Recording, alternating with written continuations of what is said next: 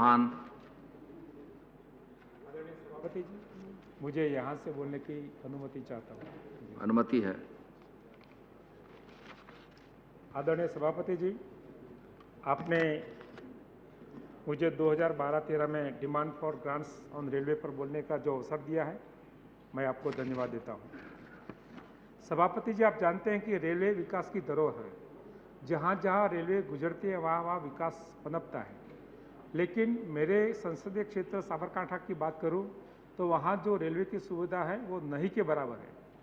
मेरा क्षेत्र आदिवासी, दलित और आर्थिक पिछड़े लोगों का क्षेत्र है, लेकिन अपर्याप्त रेलवे की सुविधा की वजह से आज इस एरिया का विकास नहीं हुआ है। मैं आपको एक उदाहरण के तौर पर कहना चाहता हूं कि हमारे यहाँ हमने 11 साल आंदोलन किया तो बाद में एक ब्रॉडगेज रेलवे मिली, मोडासा नडियाद। वहाँ दिन में सिर्फ एक बार ट्रेन आती है, रात को 10 बजे आती है, सुबह में 6 बजे चली जाती है। और मोडासा से नडियाद का अंतर जो है वो 104 किलोमीटर है। उसको तय करने में वो 4 घंटा लगाती है, यानी कि 25 किलोमीटर प्रति घंटा। अब उसमें बैठने को कौन तैयार होगा? उसके बाद हम अगर ट्रैक्टर में बैठकर जाएंगे तो पहले पहुंचेंगे। ऐसी स्थिति हमारी है।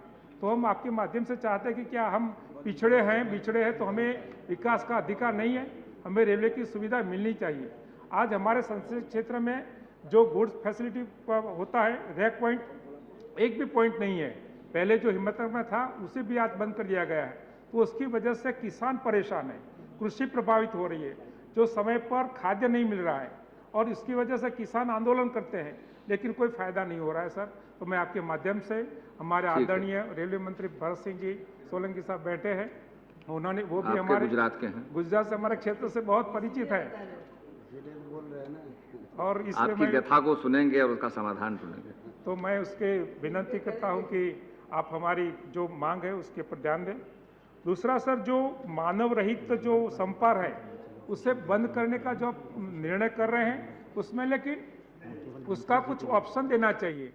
बिना कलेक्टर की मंजूरी, बिना गांव पंचायत की मंजूरी, बिना गांव वालों को विश्वास मिले बिना, या उसको कोई ऑप्शन दिए बिना आप बंद करते हैं तो उसकी वजह से किसान लोग और महिलाएं ज़्यादा तकलीफ में होती है।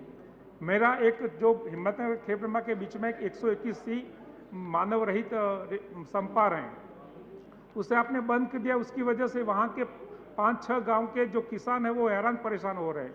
बीच में जन आंदोलन भी हुआ और मैं जब रेलवे अध्यक्ष जी को मिला तो उन्होंने कहा कि अगर आपके कलेक्टर लिख कर देंगे कि इसको खोला जाए तो हम खोल देंगे।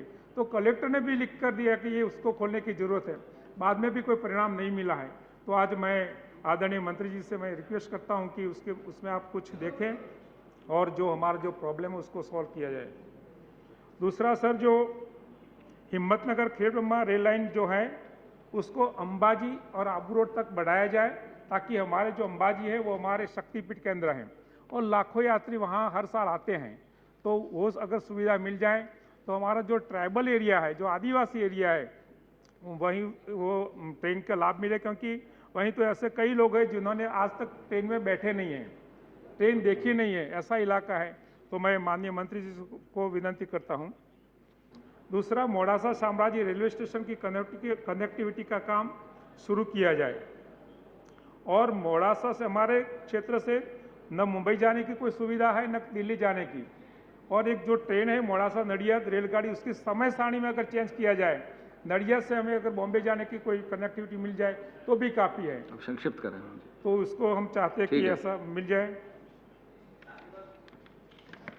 दूसरा, अगर रेल के हम जब मांग करते हैं तो हमारे मंत्री जी कहते हैं कि धनराशि की कमी है। तो अगर ऐसा हो तो पीपी मोड पर कोई ट्रेन चलाने की बारे में सोचा जाए या प्राइवेट रेल भी शुरू की जाए। लेकिन कुछ भी करो, लेकिन हमारे क्षेत्र का विकास करो। और जो दिल्ली अहमदाबाद राजधानी है उसमें पेंट्री कार की सुविधा नहीं है, उसे लगाया जाए। Thank you sir. Shri Monika